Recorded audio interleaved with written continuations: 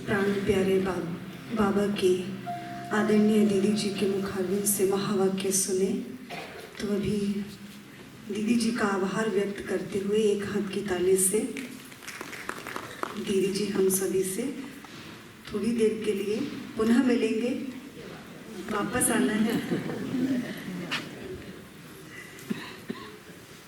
फिर से हम रूबरू होंगे कुछ अनुभव युक्त बातों को लेकर के और बड़े दीदी जी के साथ बिताए हुए पलों को लेकर के। तो आज का दिन हम सभी याद करते हैं और सभी के मस्तक पर, मानस पटल पर आज के दिन की स्मृतियाँ उभर ही रही होंगी। 7 फरवरी 2019 का वो दिन। तो हम सभी आज 5वीं पुण्यतिथि आदरणीय राज दीदी जी की 5वीं पुण्यतिथि मनाने के लिए एकत्रित हुए हैं। सभी के अंदर बड़ी ही श्रद्धा के पुष्प भरे हैं, तो वो कोई हृदय से, कोई नैनों से, कोई हाथों से अर्पित कर ही रहे होंगे और कर चुके भी हैं और कुछ करने वाले होंगे। तो अभी हम सुनते हैं आदरणीय दीदी जी के साथ बिताए हुए कुछ पलों की, अनुभवों की गाथा को फिर से हम दोहराते हैं उन दिनों को। तो हम बुलाना चाहेंगे उससे पहले कि वो जो अनुभव हैं दीदी के साथ के बिताए हुए पलों को अपनी बड़ी दीदियों के द्वारा, आदरणीय साक्षी दीदी जी, नीलिमा दीदी जी, नीलम दीदी, सुषमा दीदी, तो वो कृपया मंच पर आएंगे और दीदी के साथ के अनुभव अपने 2 शब्दों के द्वारा हम सभी के समक्ष रखेंगे। वो तो एक उदाहरण बन जाते हैं, उन यादों में फिर खो जाते हैं। वो पल तो एक उदाहरण बन जाते हैं, या वो लोग एक उदाहरण बन जाते हैं। हम उन यादों में फिर खो जाते हैं, लगन में मगन हो जाते हैं। आइए फिर से उस अनुभव की गाथा को दोहराते हैं। कभी मुस्कुराहट तो कभी आंखों के आंसू बन जाते हैं। इस तरह के हैं आपकी यादों के साहे कि बिना आहट के ही आते हैं। आइए फिर से अनुभवों की गाथा को दोहराते हैं। तो अभी हम सुनते हैं दीदी जी के द्वारा आदरणीय दीदी जी के साथ बिताए हुए पलों को। ओम शांति, ओम शांति, ओम शांति। हम सबके अति स्नेही आदरणीय राज दीदी जी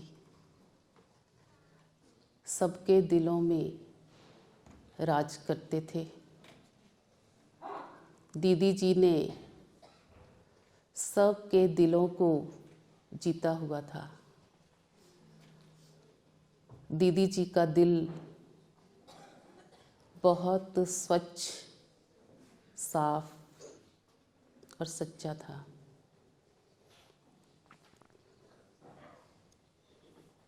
दीदी जी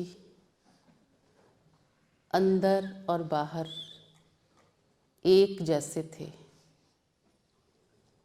दीदी जी का बाबा से, बाबा के यज्ञ से और मधुबन से बहुत प्यार था। और बाबा के बनाए हुए जो नियम और मर्यादाएं, उसमें भी दीदी बहुत पक्के थे। और एक बार मैंने दीदी जी को कहा कि दीदी जी, मुझे इस बात का बहुत गर्व है कि हमारे दीदी जैसा नियम और मर्यादाओं में चलने वाला कोई नहीं। और दीदी जी खुद भी नियम और मर्यादाओं में बहुत पक्के थे और बहनों को भी सिखाते रहते थे। और एक बार दीदी ने मुझे चंडीगढ़ भेजा बहनों की समर्पित की फाइल पर सिग्नेचर कराने। तो चंडीगढ़ गए और भ्राता जी ने बोला कि आओ बहन, मैंने कहा लुधियाना से आई हूँ। तो कहा अच्छा राज बहन, मैंने कहा हाँ जी। तो कहा कि बोलो।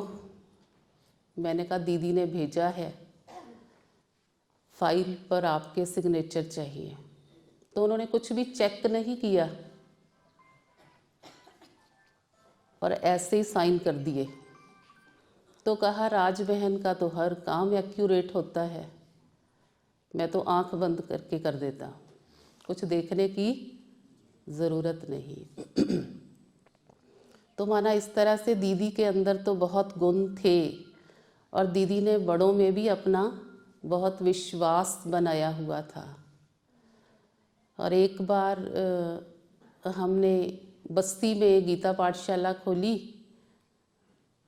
और वहाँ के लिए दीदी ने मुझे भंडारी दी और साथ में उसकी चाबी भी दी। और चाबी में की चैन डाल के दिया और वो की चैन इतना सुंदर था। मैंने दीदी को कहा कि दीदी ये की चैन कितना सुंदर है। तो दीदी ने कहा साक्षी, तुम्हारा मन भी बहुत सुंदर है। भले हमारे में बहुत कमियां हैं, पर दीदी हमेशा माना गुण देखते थे, उमंग उत्साह देते रहते थे, हिम्मत भरते थे, बहुत प्यार भी देते थे। तो इस तरह से दीदी तो गुणों की मूरत थे, स्नेह प्यार लुटाने वाले थे। तो ऐसे थे हमारे दीदी जी। वो सभी इस बात का अनुभव करते हैं। कितने भाई बहन इसमें बैठे हैं जो दीदी जी के बाद निकले हैं? हाथ खड़ा करो। काफी है। दीदी जी को हमने देखा कि दीदी जी के जीवन में 3 बातें बहुत ही इम्पोर्टेंट थी और उनकी ज़िंदगी पूरी उन 3 बातों के इर्द गिर्द ही घूमी। एक तो दीदी का बाबा से बहुत प्यार था, दूसरा मुरली से बहुत प्यार था, तीसरा मधुबन से बहुत प्यार था। जो भी काम होता था तो दीदी के मुख से बाबा शब्द जरूर निकलता था। कभी भी अपने ऊपर नहीं लेते थे क्रेडिट, हमेशा कहते थे बाबा का है, बाबा करा रहा है, हम तो निमित्त हैं। तो पूरा क्रेडिट बाबा को। दूसरा हमने देखा मुरली से दीदी का बहुत प्यार था। दीदी कभी भी मुरली का मंथन किए बिना कभी क्लास में नहीं सुनाते थे। सुबह ही दीदी अमृत वेले के बाद दीदी के हाथ में मुरली और पेन दोनों होता था। तो दीदी डाइनिंग पे बैठ के पानी पिया करते थे, साथ में मुरली पढ़ना, उसको अंडरलाइन करना। तो इतना अटेंशन दीदी का रहता था। तीसरा, मधुबन से इतना प्यार था, जो भी कोई नई चीज़ आया करती थी और दीदी को अच्छी लगती थी तो दीदी के मुख से झट निकलता था, इसको मधुबन घर भेजेंगे, बाबा के घर भेजेंगे, बड़े घर में ये काम आएगी, दादी जी को देंगे। तो दीदी जी का इन तीनों बातों से बहुत प्यार था। भाई बहनों को हमने देखा कई बार दीदी जी अपनी रेस्ट का टाइम भी छोड़ देते थे और कई भाई बहन ऐसे टाइम पे आते थे जब उनके रेस्ट का टाइम होता था, भोजन का टाइम होता था, लेकिन वो उठने का नाम नहीं लेते थे। और दीदी की बैठने की कैपेसिटी इतनी थी, सुबह ही वो लॉबी में बैठ जाते थे क्लास के बाद और कई बार शाम हो जाती थी तो दीदी वहीं बैठे होते थे। एक आ रहा है, दूसरा आ रहा है, तीसरा आ रहा है और हर एक आत्मा को संतुष्ट करके भेजते थे। कई बार हम लोग कहा करते थे दीदी खाने का टाइम है, दवाई का टाइम है, उठ जाओ, भाई बहनों को इशारा कई बार देते थे, दीदी की रेस्ट का टाइम है, दवाई लेनी है, भोजन करना है। उनका भी मन नहीं करता था शायद उठने का, हिलने का, और दीदी भी का भी मन नहीं करता था कि मैं क्या करूं, बीच में से उठ करके 10-15 मिनट के लिए चलो भोजन लेके दवाई लेके फिर बैठूं। पर नहीं, कई बार 4 बज जाते थे, 5 बज जाते थे, तब जाके दीदी भोजन करते थे, लेकिन उनको भी संतुष्ट करते थे। तो हर एक आत्मा को संतुष्ट करने का दीदी के अंदर एक लक्ष्य रहता था कि सभी संतुष्ट रहें। बहनों के साथ भी दीदी जी हमेशा ही ऐसे नहीं हैं कि बहनों के साथ एक जैसे एक फ्रेंड है, एक दोस्त है, तो ऐसे फ्रेंड की तरह दीदी जी बहुत हल्के भी रहते थे। भले दीदी जी लॉ में भी बहुत स्टिक थे, लव और लॉ का बैलेंस जरूर रखते थे, लेकिन कभी कभी दीदी इतने लाइट, इतने हल्के हो जाते थे कि बहनों के साथ एक जैसे बच्चों के साथ बच्चे, बहनों के साथ ऐसे एक एज ए फ्रेंड हमारे साथ कभी कभी खेलना, पिकनिक पे जाना, और शाम को कोई ना कोई चिट चैट ऐसी करना, तो जिससे पूरे दिन भर का जो भी थकावट है कार्य व्यवहार में, तो उसको एकदम हल्का कर देते थे। तो ऐसे दीदी जी रमणीक भी थे और गंभीर भी बहुत थे, ममता की मूर्त भी थे, और धारणाओं में तो आप सब जानते ही हैं कि धारणाओं में कितने पक्के थे, स्वयं भी पक्के थे, और वैसे ही जितने भी स्टूडेंट हैं, भाई बहन हैं, उनको भी उतना ही पक्का करते थे। माताओं को भी विशेष अटेंशन खिंचवाते थे, आपकी ड्रेस कैसी होनी चाहिए। तो आपको पता है एक बार पांडव भवन में भट्ठी थी शायद, तो वहाँ जितनी भी माताएं थी जब वापस आई तो सबको लगा कि अच्छा ये लुधियाना की, इनका ओढ़ना पहनना कितना अच्छा है, और दीदी ने पक्का कराया था कोई भी हाफ स्लीव पहन के नहीं जाएगा, सबने नए सूट सिलवाए थे। तो इतना दीदी जी धारणाओं के ऊपर भी पक्के थे। तो ऐसे हर फील्ड में बहनों को भी तैयार करते थे। मैं तो रेगुलर दीदी के साथ कम ही रही हूँ, मैं समझती हूँ पहले के 3 साल रही हूँ, फिर बाहर की सेवाओं के लिए दीदी ने भेजा और मुझे ज़्यादातर बाहर की सेवाओं में ही रखा। मैं कहती थी जब बाहर की सेवाएं, जैसे पहले अगर नगर में 2-3 साल लगाए, फिर वहाँ से मुल्लांपुर है, थोड़ा रायकोट किया, फिर 32 सेक्टर में गए। तो एक बार मैंने कहा दीदी आप मुझे ही भेजते हो, तो दीदी कहते अरे तुम्हारे में जो योग्यता है तो उसी अनुसार भेजूंगी ना, तो तुम क्या हो, ऑलराउंडर हो ना, सेवा लगाती रहती हो, चक्रवर्ती राजा नहीं बनना क्या। तो मैंने कहा राजा तो बनना है पर मुझे ही भेजते हो। तो दीदी माना ऐसे अंदर से उमंग उत्साह अंदर से बहनों का बना रहे, इस ढंग से उनको आगे बढ़ाते रहते थे। ओम शांति। बातें तो बहुत है पर सभी ने बोलनी। ओम शांति। जैसे जनवरी महीना बाबा की याद दिलाता है, जनवरी महीना आता सबको आता 18 जनवरी आ रही है, ऐसे ही फरवरी महीना दीदी की याद दिलाता है, क्योंकि दीदी तो प्यार की मूर्त,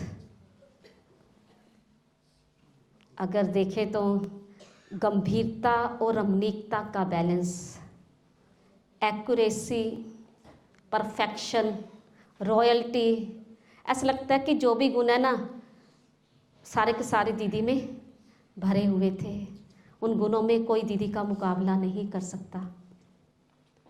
संगम युग पर मेरा विशेष भाग्य रहा दीदी के साथ रहने का, तो मैं अपने को बहुत भाग्यशाली समझती हूँ कि इतना समय दीदी के साथ रहे। तो जब मैं नई नई सेंटर पे आई थी तो एक बार आशा दीदी जी आए थे, मे बी 2001 या 2 ऐसे।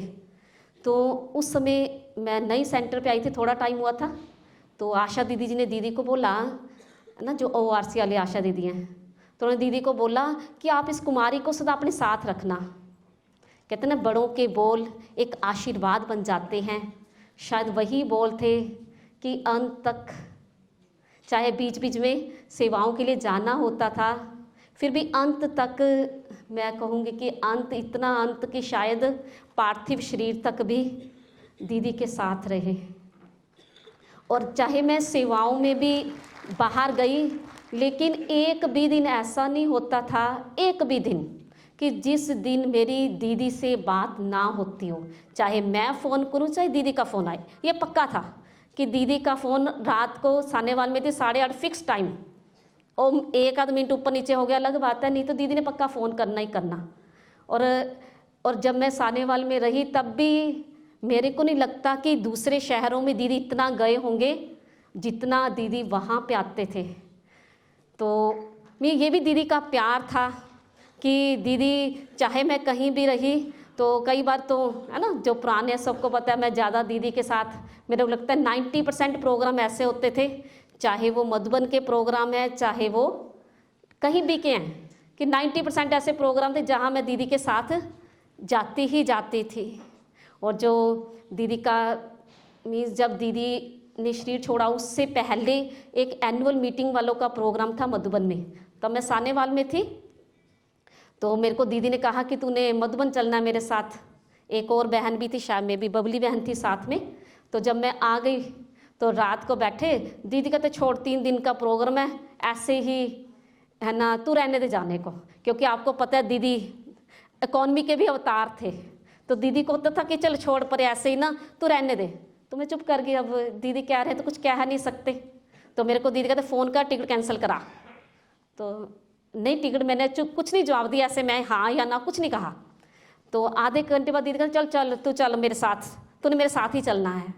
और तब तो पता भी नहीं था कि शायद मधुबन का वो लास्ट ट्रिप था दीदी के साथ। लास्ट तो नहीं कहूँगी, लास्ट में भी साथ ही थे है ना।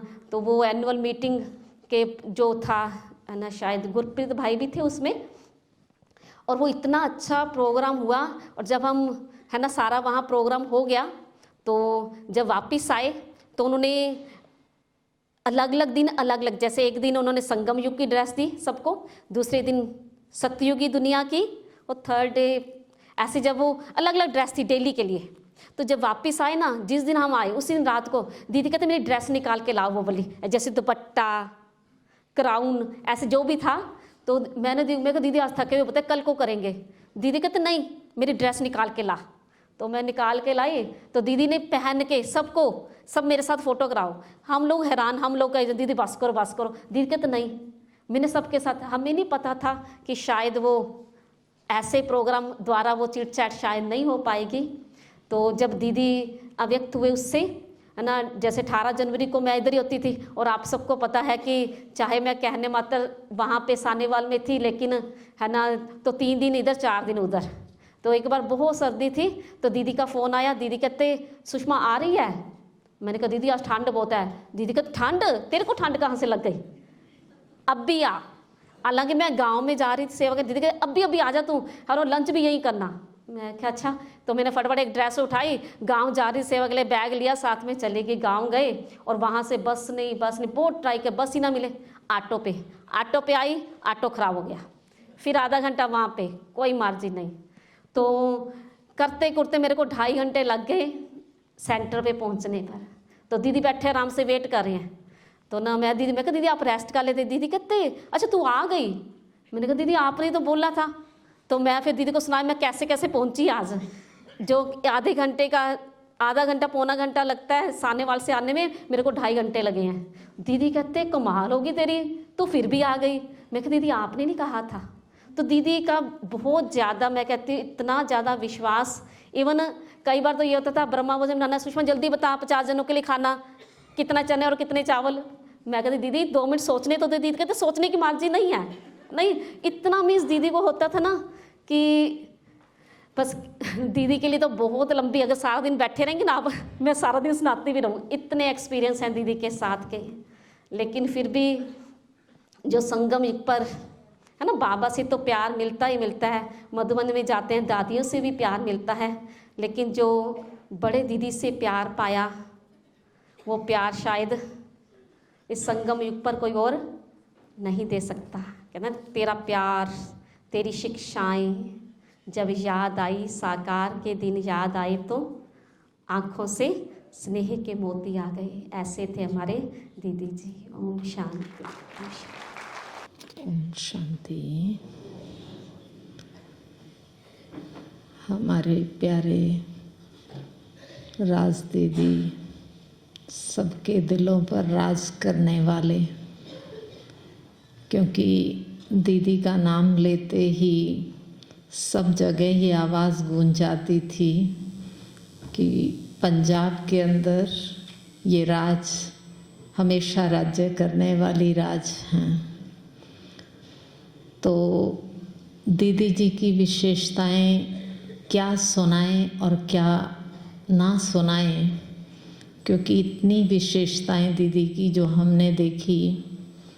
मैंने बाल्यकाल से दीदी जी के पास जैसे ही हम आए तो दीदी की पारखी नज़र जो हमने देखी, एक परख शक्ति जो दीदी के अंदर थी।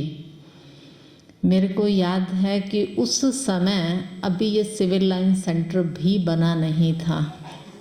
श्रृंगार सिनेमा में वहाँ ही पास में जो सेंटर था, तो वहाँ हम आया करते थे।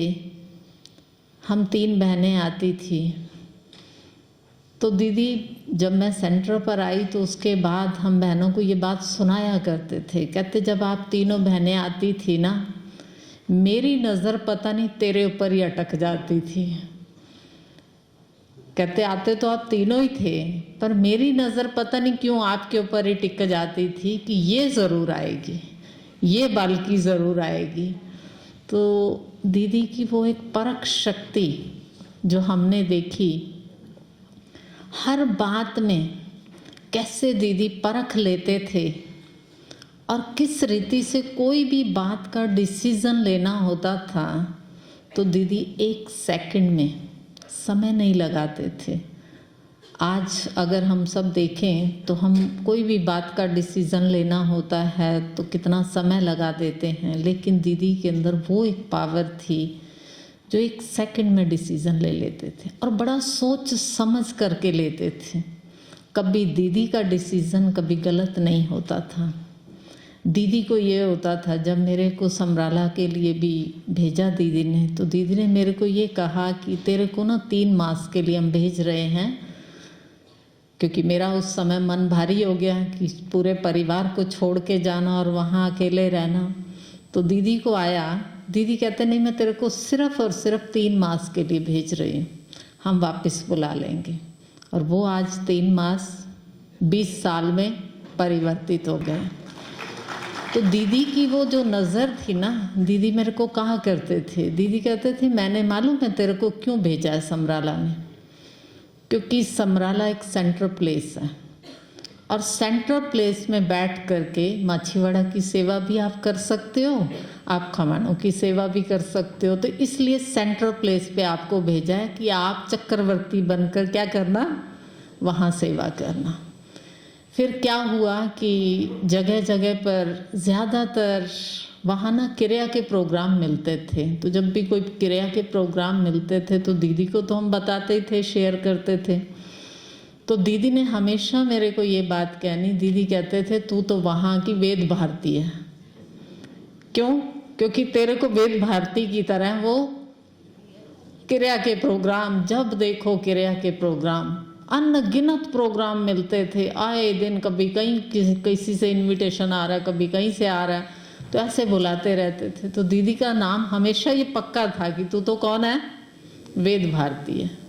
तो इस रीति से दीदी की वो पालना जो हमने देखी, क्योंकि हम बचपन से आते रहे दीदी के पास। मेरे को याद है कि एक बार जब श्रृंगार सिनेमा के पास हम आए वहाँ, तो दीदी ने खुद अपने हाथों से खाना बना करके हम बहनों को खिलाया कि नहीं ये कन्याएं इतनी दूर से आती हैं, बड़ी मुश्किल से आती हैं, नहीं जी इन बहनों को तो खाना खिला के ही भेजना, इन बालकियों को खाना खिला के भेजे बिना हम ऐसे जाने नहीं देंगे। तो दीदी का वो प्यार था एक। और उस रीति से बाद में भी मैंने देखा, जैसे जैसे मैं समराला से जब भी आती थी तो दीदी ने हमेशा क्या करना, बहनों ने कहना दीदी आप खाना खा लो। जैसे और बहनें खा रही होती थी तो ये हमें भी बोलते थे कि दीदी आप खाना खा लो। लेकिन बड़े दीदी कभी भी मेरे को ऐसे नहीं कहते, वो कहते थे खा लेगी। दीदी हमेशा अपने साथ डाइनिंग पे, दीदी ने कहना नहीं ये मेरे साथ खाएगी। क्यों? ये अकेले नहीं खाएगी, क्योंकि ये वहाँ भी अकेले खाती है और यहाँ आकर के भी अगर अकेला खाएगी तो उसको क्या फीलिंग आएगी। तो दीदी के अंदर मैंने ये देखा पालना करने के संस्कार। तब भी आज हम देखते हैं यहाँ कितने भाई बहन आज भी दीदी की उस पालना को कितना याद करते हैं, क्योंकि दीदी के द्वारा जो मिली हुई पालना है शायद कोई और कर सके, क्योंकि दीदी का स्थान कोई और ले नहीं सकता है। तो दीदी के निमित्त तो आज हम कहें कितनी समृद्धियाँ रह रह के हमें याद आती हैं और मन कितना हल्का होता है, क्योंकि दीदी को कोई भी बात होती थी ना हम खुले दिल से सुना देते थे। मेरी तो ये आदत थी, जब भी आना मैंने दीदी को सारा समाचार खुले दिल से सुना देना। और दीदी को सुना दिया जैसे बाबा को सुना दिया और मन बिल्कुल हल्का हो जाता था। माना दीदी को बता दी बात, माना मन से बोझ सारा खत्म। तो उस रीति से दीदी की वो पालना याद आती ही रहेगी। साथ हैं, साथ जाएंगे, ऐसी बात ही नहीं है कि अकेले हैं। दीदी अभी भी हमारे साथ ही हैं, क्योंकि दीदी की शिक्षाएं हमारे साथ हैं, तो दीदी अभी भी हमारे साथ ही हैं। ओम शांति। समय में समापन हुआ है। दीदी जी की बातें करें तो ऐसे हैं, तुलना जो करे वो अधिक होगी, उपमा जो दे वो कम होगी, साहस दृढ़ता का समन्वय भी तुम पर भारी पड़ते हैं। आइए आज फिर से अनुभवों की गाथा दोहराते हैं। तो इस अनुभव की कड़ी को आगे बढ़ाते हुए मैं आमंत्रित करना चाहूंगी पवन भाई जी को। पवन बत्रा जी भी अपने सिर्फ 2 मिनट में, अभी समय की सीमा को देखते हुए 2-2 मिनट में ही अपने अनुभवों को समेट कर, मीठे और उन पलों को समेट कर में उस पल पूरा करेंगे। ओम शांति। देवी माँ की जितनी भी महिमा करें वो कम है। जिस दिन पहले दिन आया था तो मेरे को सफ़ेद वस्त्रों में ऐसे महसूस हुआ था कि ये आम कोई नहीं है। जैसे मेरे को पहले दिन ही उनसे ओहरा और उनके बोलने का तरीका ऐसा महसूस हो रहा था कि ये चैतन्य देवी है। और जैसे जैसे सुनता गया, क्लास करता गया, आश्रम से जुड़ता गया, तो माँ की पालना एक तो जन्म देने वाली थी, एक पालन करने वाली थी। तो वो पालना मैंने दीदी से, सुबह का नाश्ता दीदी ने बोलना कि तू यहीं करके जाना है। तो वो दिन से आज दिन तक भी मेरा सुबह का नाश्ता आश्रम में ही होता है, क्योंकि माँ की तरह पालना मिली और मैंने भी उसका सबूत, बच्चा, भाई, रूहानियत में तो भाई भाई है, लेकिन शरीर रूप में वो हर चीज़, मतलब दीदी पहले ही मेरे से शेयर कर लेती थी। कोई भी प्रोग्राम करना होता था कि पवन भाई तेरा इसमें क्या विचार है। मैं क्या, मेरा दीदी आपके साथ ही विचार है। तो कभी कभी तो इतना डांट भी देती थी कि लगता था, मैं खुश होता था कि मैं दुकान पे सबको डांटता हूँ तो मेरे को भी तो कोई डांटता है। तो बहनें हंसती थी, तेरे को दीदी ने इतना डांटा तो फिर भी स्माइल कर रहा है, नाश्ता कर रहा है। हम होती तो भाग जाती, इतना डांटती दीदी। तो मैं कहता था नहीं, मेरे को अंदर से एहसास हुआ है कि मेरी ये गलती थी। गलत बात के लिए तो माँ नहीं डांटेगी तो कौन डांटेगा। बहुत बातें हैं लेकिन समय का अभाव है। ओम शांति। ओम शांति। दीदियों के अनुभव तो सुन लिए आपने, मेरा भी अनुभव थोड़ा सा डिफरेंट है। मैं स्टेज से एक नाम बोलूँगा, जिसका भी बोलूँगा वो अपनी सीट से खड़ा हो जाए या खड़ी हो जाए। निशा बहन, निशा बहन अपनी सीट से खड़ी हो जाए। सभी भाई बहन जानते हैं निशा बहन को? सभी जानते हैं ना? चलो ठीक है। मिंटू भाई, मिंटू भाई इधर अपना चेहरा दिखाओ जरा सभी को। जानते हैं आप सभी? मिंटू भाई को सभी नहीं जानते होंगे, हैं जी? चलो ठीक है, बैठ जाओ। मैंने ये 2 नाम लिए, तो नाम लेते ही आपने देखा कि निशा बहन उठ के खड़ी हुई और दूसरी तरफ मिंटू भाई।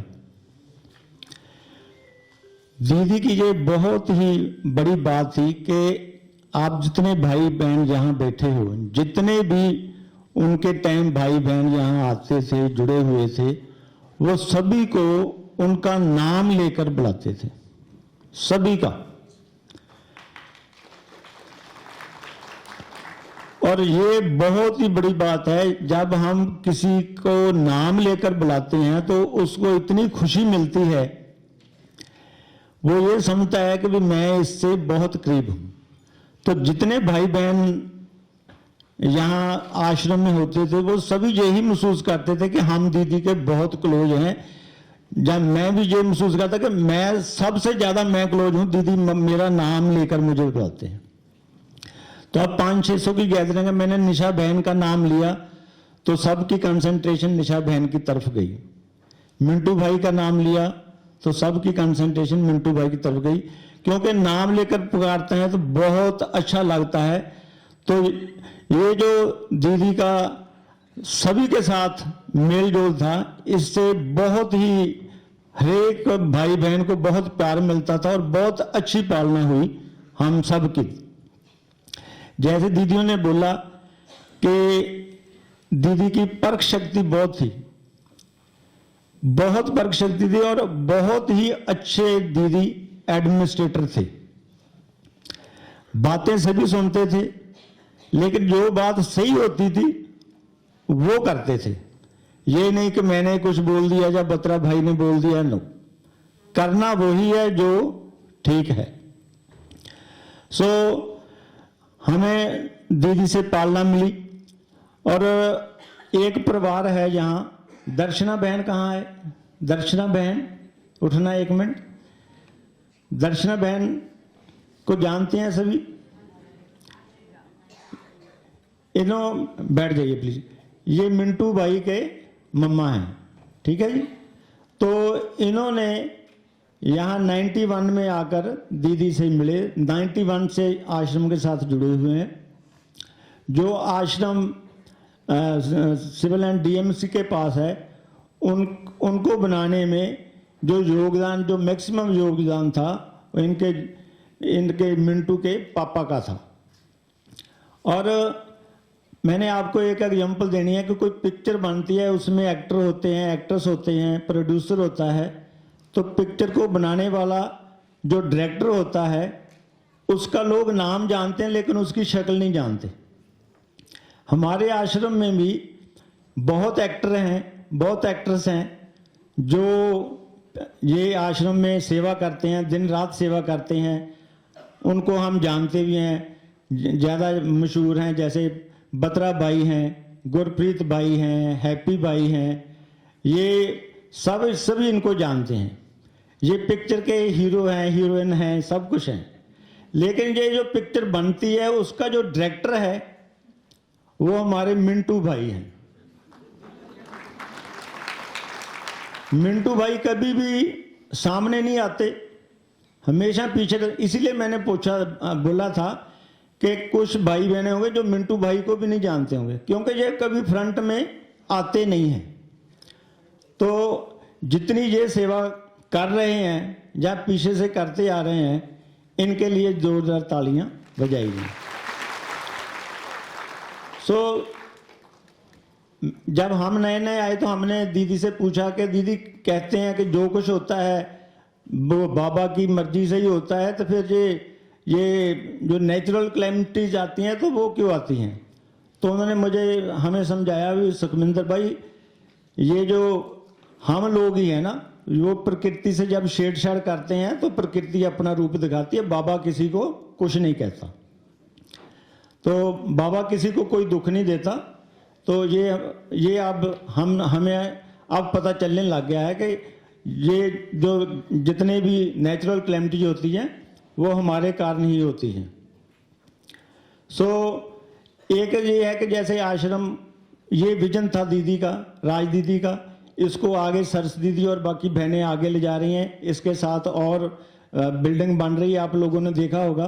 तो दीदी का ये एक विजन था कि यहाँ बहुत बड़े बड़े भाई बैठे हैं जो अकेले ही इसकी कंस्ट्रक्शन की कॉस्ट पूरी कर सकते हैं, लेकिन वो दीदी कहते थे कि हर एक भाई बहन की उंगल लगानी है, ताकि हर एक भाई बहन का इसमें हिस्सा पाए और उसको खुशी मिले कि मैं ये बाबा के घर में मेरा कोई भी योगदान है। बातें तो बहुत हैं दीदी से, वार्निंग आ गई कि टाइम इज ओवर। इतना ही कहते हुए मैं समाप्त करता हूँ। ओम शांति। Thank you. ओम शांति। प्यारे बंधुओं और बहनों, मैं इस जगह पे कई बार पहले भी आया हूँ, लेकिन आज जो इस श्रद्धांजलि जो दिवस है, जो दादी जी, राज दादी जी के दीदी जी के बारे में है, इनका कांटेक्ट मेरे साथ एज ए डॉक्टर लुधियाना में ही हुआ। ये मुझे दिखाने आए थे, इनको कुछ प्रॉब्लम निकली, तो इन्होंने, जब मैंने देखा, मैंने डायग्नोज बताया, तो इनकी सहनशीलता बहुत अच्छी थी। ये घबराए नहीं, ये कहते थे आप मुझे साफ साफ बताओ इसका क्या करना है। तो मैंने बताया कि पहले टेस्ट वगैरह करने हैं, उसके बाद आपका ऑपरेशन होगा। ऑपरेशन उन्होंने माउंट आबू में कराया, तो फॉलोअप मेरे पास होता रहा।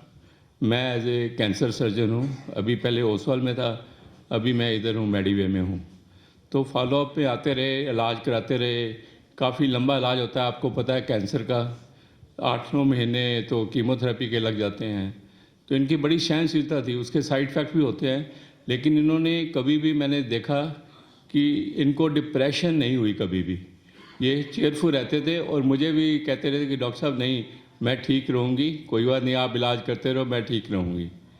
तो मैंने इनके बारे में सुना भी है कि बचपन से ही इन्होंने काफ़ी बुक्स पढ़ी थी, गीता, रामायण और बड़ी बुक्स को पढ़ते थे। तो इनका धर्म कल्याण की तरफ बचपन से ही था इनका माइंड। और ये इन्होंने अमृतसर में पास में रह के बटाला और नाभा, यहाँ पे इन्होंने काफ़ी सेंटर बनाए और काफ़ी नॉर्थ इंडिया में इन्होंने सेवा की। तो 1962 में ये पहले ब्रह्म कुमारी जो थे ये इसमें शामिल हुए सेक्ट में। तो ये वहाँ पे माउंट आबू में काफ़ी इन्होंने लर्न किया, उसके बाद ये अमृतसर में आ गए।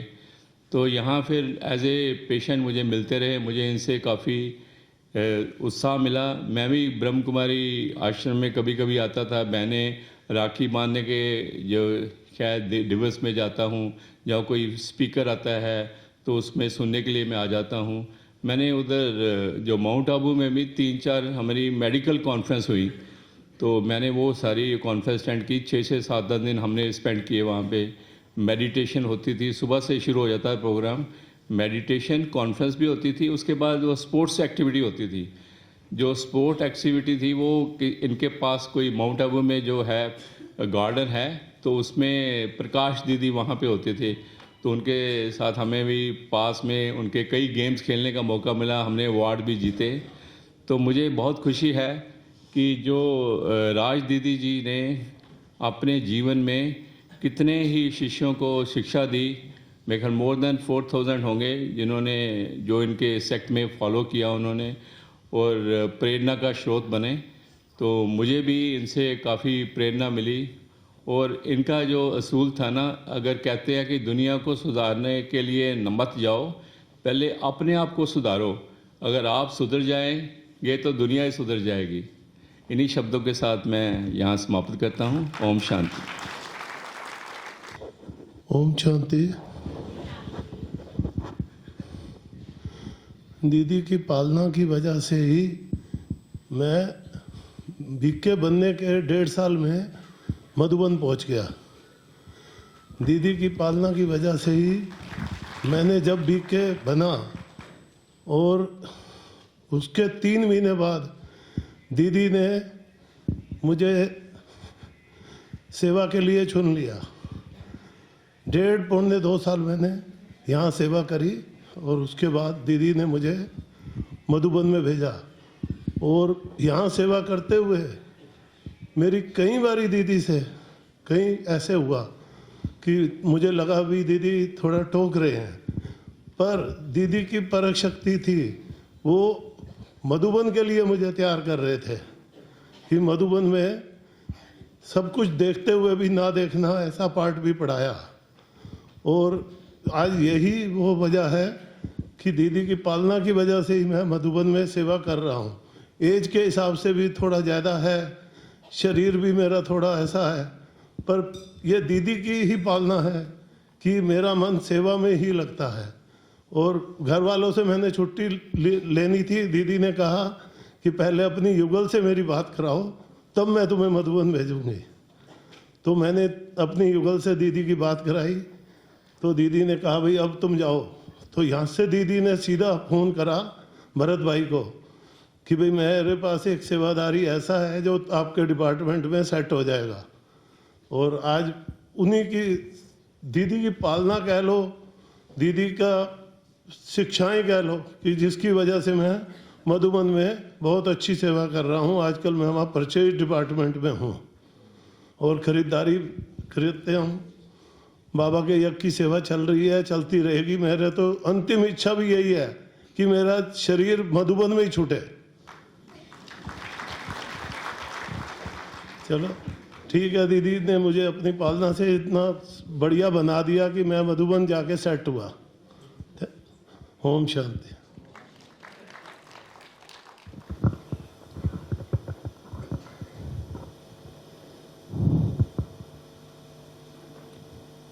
और अभी मैं जो वो भी लुधियाना से दीदी जी की पालना से ही और निकले हुए रतन हैं, मधुबन में अजय सेवाएं अपनी दे रहे हैं, समर्पित हैं, तो वो भी अपने अनुभव साझा करेंगे। सुरजीत भाई जी को मैं बुलाना चाहूंगी, वो भी दीदी जी के साथ के अनुभव साझा करेंगे।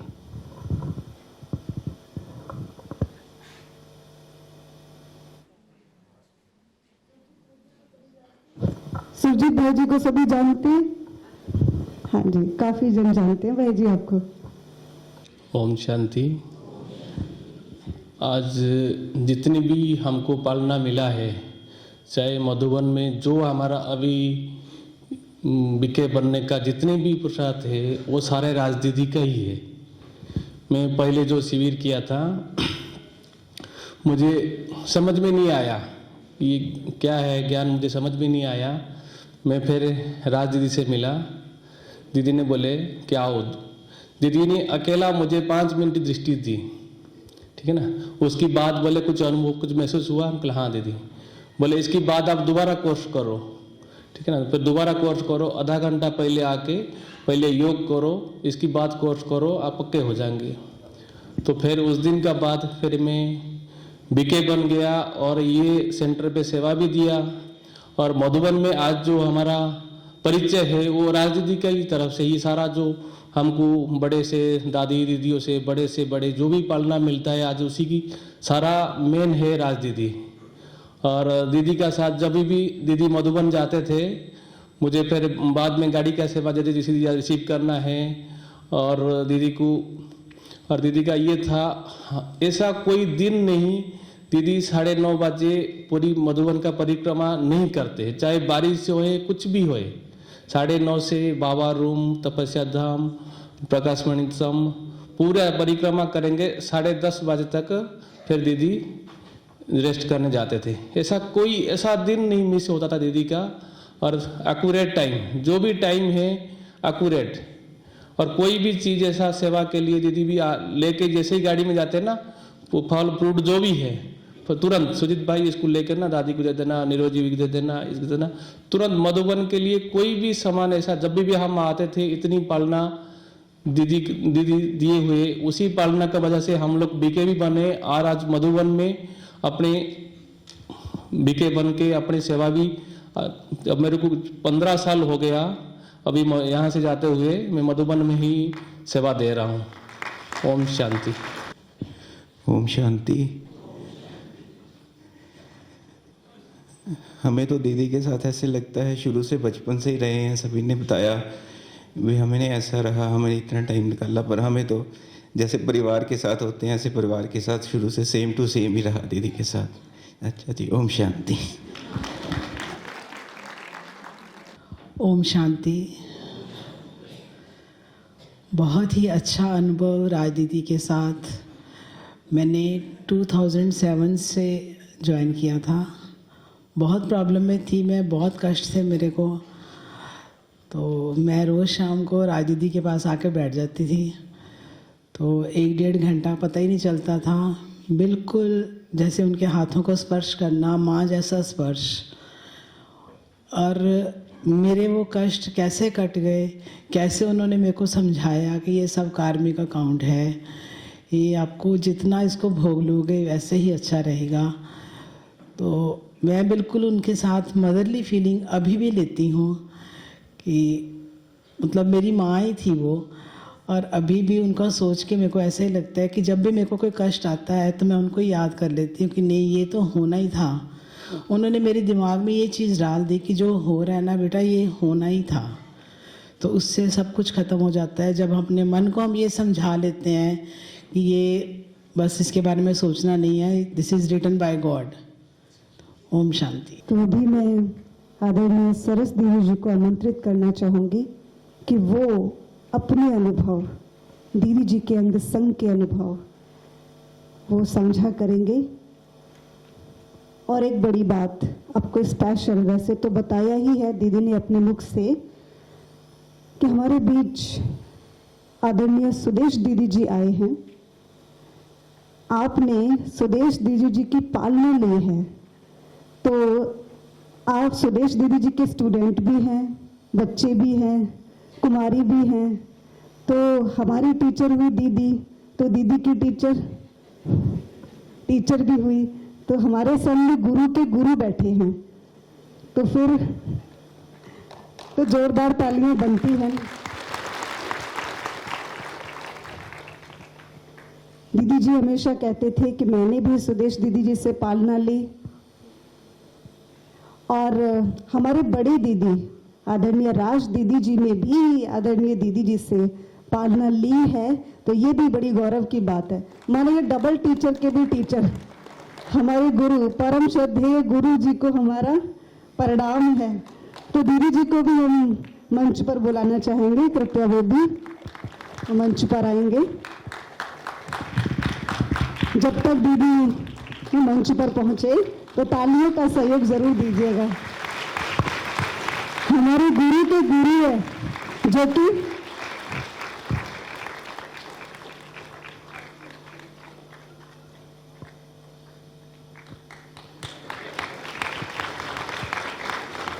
चमन के फूल और कलियां, चमन में खिले हुए फूल और कलियां आपस में गुफ्तगू कर रहे थे कि चलो कहाँ, कि चलो आज उनके चरणों में बिछ जाते हैं जहां जहां उनके कदम पड़ते हैं। एक बार फिर से जोरदार तालियों से दीदी जी का अभिवादन करते हैं। पुनः दीदी जी हमारे साथ रूबरू होने के लिए पहुंच गए हैं। तो अभी हम आदरणीय दीदी जी से सुनते हैं दीदी जी के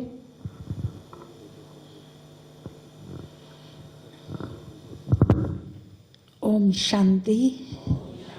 ओम शांति। ओम शांति। मैं तो अनुभव रोज ही सुनाती रहती हूँ,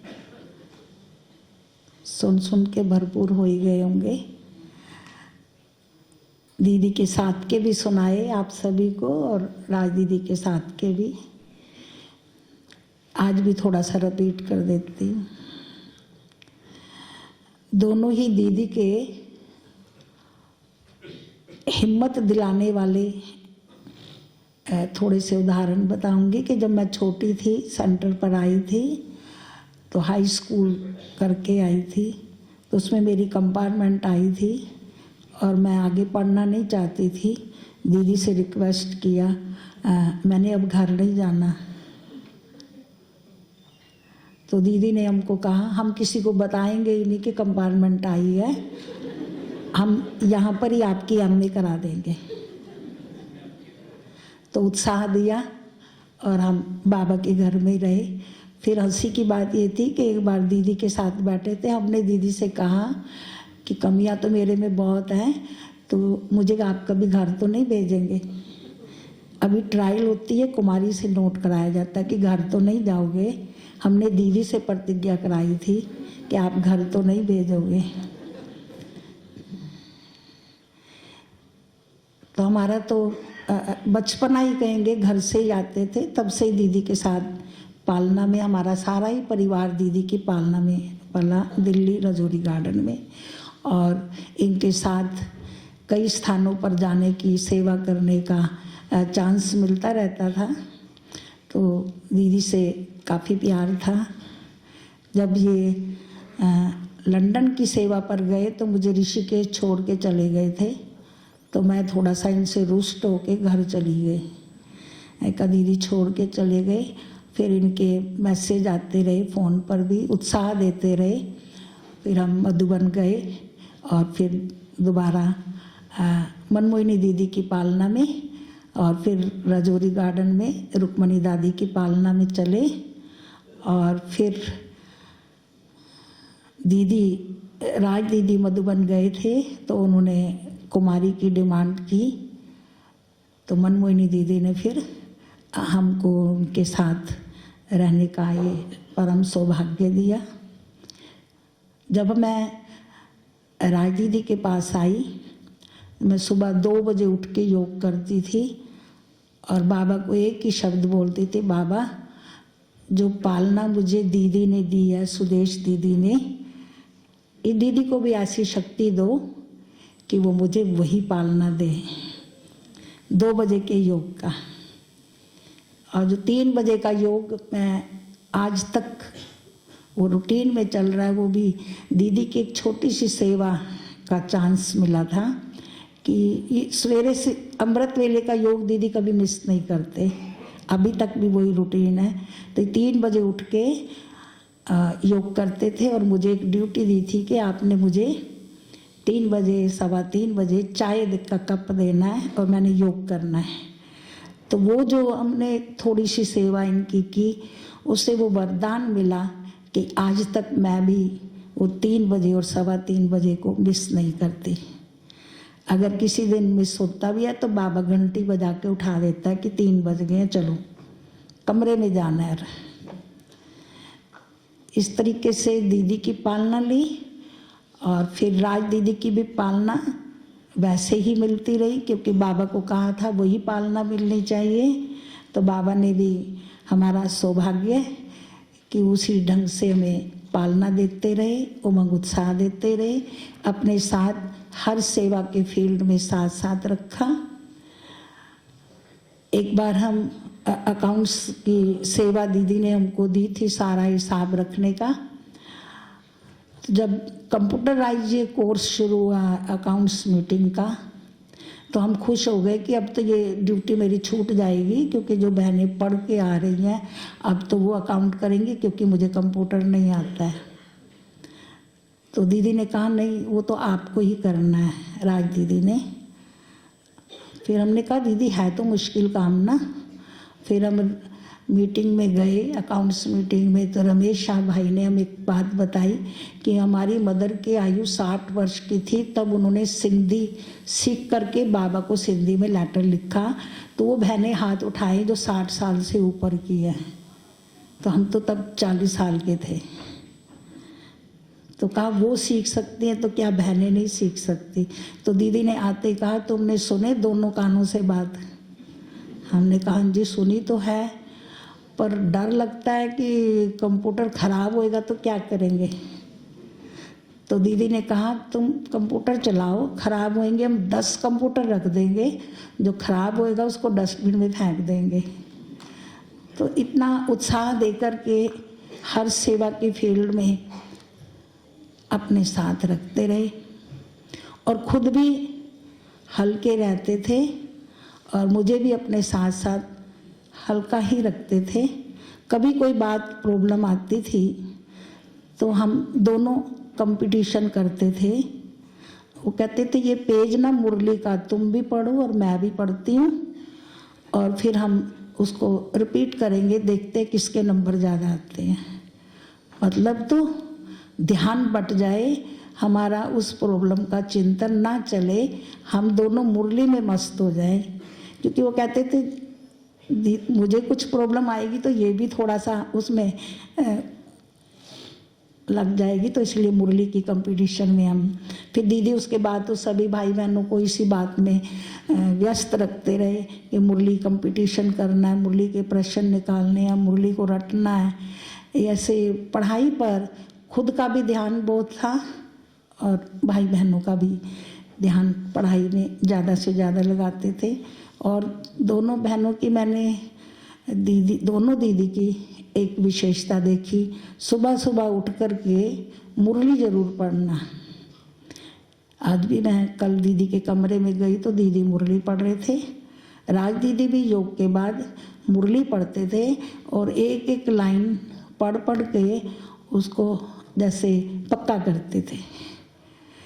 एक बार अपने दीदी थे सुदेश दीदी, हम जब छोटे थे तो हमारी ट्रेनिंग होनी थी पांडव भवन दिल्ली में। तो उसमें आलोंडर दादी ने कहा ये अभी छोटी है, अभी इसको ट्रेनिंग में नहीं रहेंगे। तो हमें संकल्प आया कि हम ट्रेनिंग नहीं करेंगे। तो दीदी वहाँ पर पांडव भवन में ट्रेनिंग टीचर बने और जो वहाँ सिखा के आते थे वो मेरा प्रैक्टिकल करा देते थे कि मुरली कैसे पढ़नी है, सेवा कैसे करनी है।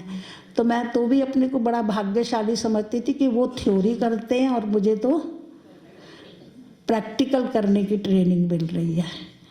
तो इस तरह से हमने दो दीदियों की पालना का परम सौभाग्य मुझे आत्मा को मिला और शिव बाबा ने ये मुझे गोल्डन चांस दिया। और आप सब भाई बहनों का भी दीदी के जाने के बाद, जैसे बाबा की पालना तो है ही, लेकिन आप सबका भी बहुत बहुत सहयोग मिलता है। कोई भी कार्य होता है मैं बाबा को कहती हूँ बाबा आपने करना है, और साथ में रागी जी को भी कह देती आपने ज़रूर पहुँचना है, तभी ये कार्य होगा। और मैं ऐसा ही अनुभव करती हूँ कि अभी भी दीदी ही सारे कार्य कर रहे हैं, बाबा के साथ मिलके मैं कुछ नहीं कर रही हूँ। ऐसे हल्कापन लगेगा और जो जो उन्होंने संकल्प रचे वो ऑटोमेटिकली पूरे होते जा रहे हैं। मुझे कुछ नहीं करना पड़ रहा, जो साथ में बन रहा है हाल भी बड़े आराम से बन रहा है। और ये भवन जब बना दीदी की उपस्थिति में, तो दीदी चलते फिरते मुझे एक ही बात कहते थे, सरस ये भवन हमको बाबा ने परम धाम से लाके गिफ्ट दिया है, कभी लोड नहीं लिया, क्योंकि आप सब भाई बहनों का सहयोग पूर्ण रीति से होता रहा। और अभी भी उतना ही सहयोगी आप हैं जितना दीदी के होते, सब सहयोग देते थे। कार्य वैसे ही चल रहा है, हम कुछ नहीं कर रहे। मैं तो सिर्फ बाबा को कहती हूँ और दीदी को कहती हूँ आपका काम है, आप ही करो, हम कुछ नहीं कर सकते। तो यही अनुभव मुझे हल्का भी रखता है, आगे भी उड़ाता है। और बीज तो, फाउंडेशन तो सुदेश दीदी जी का ही हमारे ऊपर रहा, जो बहुत छोटी थी, इनके ही आसपास घूमती रहती थी। एक बार पजेमे पहन के, पैर में पायल पहन के आ गई। दीदी ने ऐसा एक शब्द बोला उस पायल को सुन के, उसके बाद उसको हाथ नहीं लगाया। ऐसे छोटे छोटे अनुभव बचपन के थे जो दीदी के साथ भी थे। तो बाबा का ही शुक्रिया है जो इस जीवन को, छोटी सी कली को बाबा आगे बढ़ा रहा है, अनेक गुणों से, विशेषताओं से सजा रहा है। कार्य तो बाबा ही कर रहा है और कार्य चलता रहेगा। ओम शांति। वो भी पल आ गया आदरणीय दीदी जी से रूबरू होने का। तो अभी हम सुनेंगे दीदी जी से। आदरणीय दीदी जी सांस्कृतिक मतभेदों को पार करने, पूर्व और पश्चिम के बीच एक पुल के रूप में काम करने की अद्वितीय क्षमता है। 1942 में उत्तर भारत में जन्मी, बचपन से ही आपकी महत्वाकांक्षा आध्यात्मिक मार्ग पर चलने और मानवता की सेवा करने की रही है। 1972 में पश्चिमी दुनिया में लंदन में विश्वविद्यालय की पहली शाखा स्थापन करने के लिए आपका वहां जाना हुआ, जो अब इसका अंतर्राष्ट्रीय समन्वय केंद्र है। वर्तमान में जर्मनी में रहते हुए आप वहां और यूरोप में बीके केंद्रों के निदेशक के रूप में कार्य कर रही हैं और शिक्षकों और छात्रों के लिए नियमित प्रशिक्षक कार्यक्रम चला रही हैं।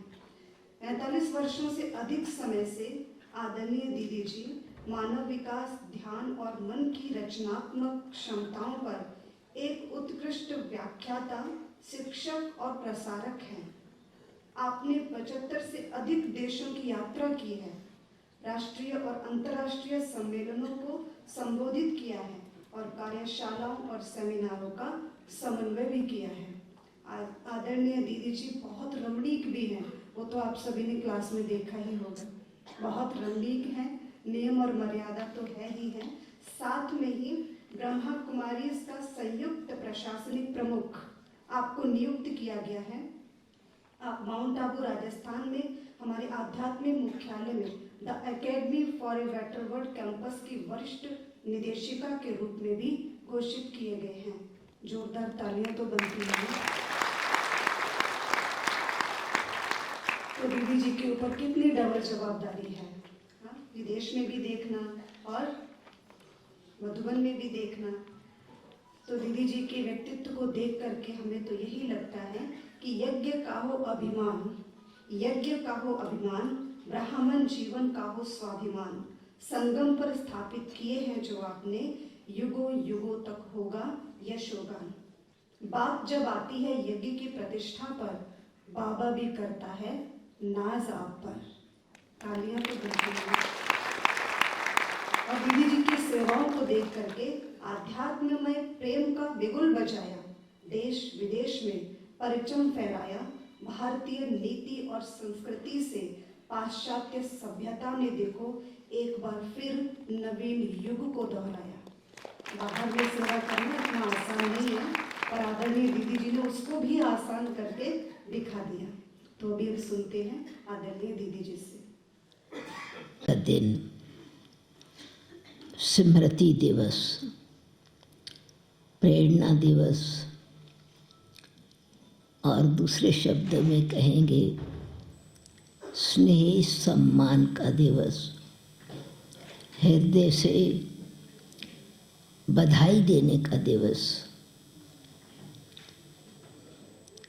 अपने अति स्नेही मीठी बहन राज की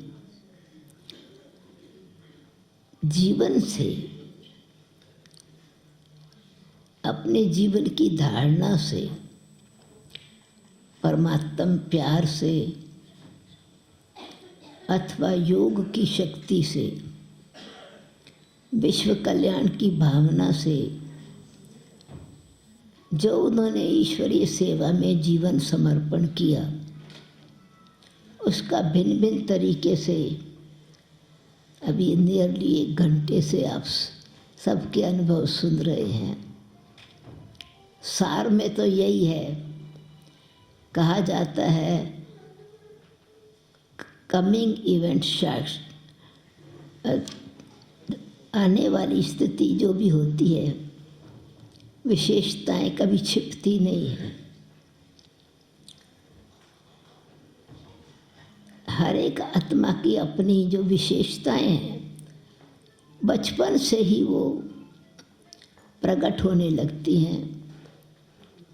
अपने देखा ज्ञान में आने से पहले भी लोक सेवा की भावना, समाज सेवा की भावना, अपने जीवन को भी सादगी से ईश्वरीय शक्ति से संपन्न बनाकर मैच्योरिटी से, गंभीरता से तथा साथ साथ दृढ़ निश्चय से ईश्वरीय सेवा में भी जो समझ से कार्य लिया किया। और हमारे पास जयपुर में म्यूज़ियम बाबा ने खोला था, तो उस समय सेवा भी करती थी, थोड़ा जॉब भी था। रोज़ की जो दिनचर्या थी उसमें बिल्कुल एक्यूरेट रहती थी। अमृत वेले का योग है, रात को सोने से पहले योग करते थे, अमृत वेला योग करते थे। क्लास में कोई विशेष प्रकार की कोई भी प्रोग्राम होते थे तो वो कभी मिस नहीं किया। तो लगन का जो परिचय मिलता है वो शब्दों से नहीं मिलता है, वो जीवन में प्रदर्शित होता है। फूल कभी कहता नहीं कि मेरी खुशबू फैल रही है, पर खुशबू बताती है कि फूल की खुशबू फैल रही है। हीरा कभी कहता नहीं कि मेरा मूल्य लाख टका है या करोड़ है, पर हीरे का पारखी हीरे की वैल्यू को जानता है। तो बाबा ने भी राजबहन की विशेषता को देखते हुए, गंभीरता को देखते हुए, सेवा की लगन को देखते हुए, ये लुधियाना का सौभाग्य है कि बाबा ने अथवा दादियों ने या ड्रामा ने यहाँ भेजा। और आपका भी ज़रूर उनसे एक नेचुरली संबंध है, क्योंकि जैसे माली जहाँ भी जाता है अपनी विशेषता से उन बीजों को पानी देता है, कोई एक्स्ट्रा वीड्स होती है तो उसको निकाल देता है और अच्छी तरह से देखभाल करता है।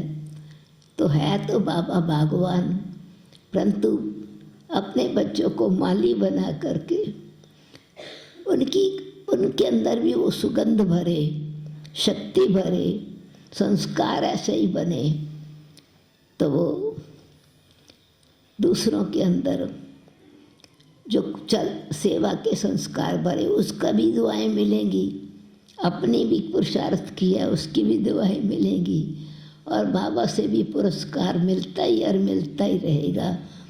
क्योंकि हमारी जो प्राप्ति है वो तो गुप्त है, प्रत्यक्ष तो सेवा है, समर्पण है, परंतु जो रियल प्राप्ति है वो तो गुप्त देने वाला आत्मा के दिव्य संस्कार है। सच्ची प्रॉपर्टी आत्मा की शक्ति है, सच्ची प्रॉपर्टी आत्मा का चरित्र है। तो संदेश देने की सेवा तो मीडिया भी बहुत अच्छी कर रहा है। न जानने वाले, न बाबा के बच्चे बनने वाले भी ये जब कोई विशेष प्रोग्राम होता है तो कहते हैं ब्रह्मा कुमारियों के पास जाओ, बहुत अच्छे प्रोग्राम चलते हैं। तो संदेश देने वाले तो बहुत हैं, परंतु अपना कार्य है संबंध जुटाना। तो राज दीदी ने आपका संबंध परमात्मा से जुटवाया। जैसे लगन खुद की लगन थी, ऐसे ही उसी प्रकार की लगन आप लोगों में, आप बाबा के बच्चों में भी देखी। तो दूसरे प्रकार की सेवा है संबंध जुटा करके परमपिता परमात्मा के गुणों का अनुभव कराना। और सच्ची सेवा है जीवन से जीवन बनाना, लाइफ से लाइफ बनाना।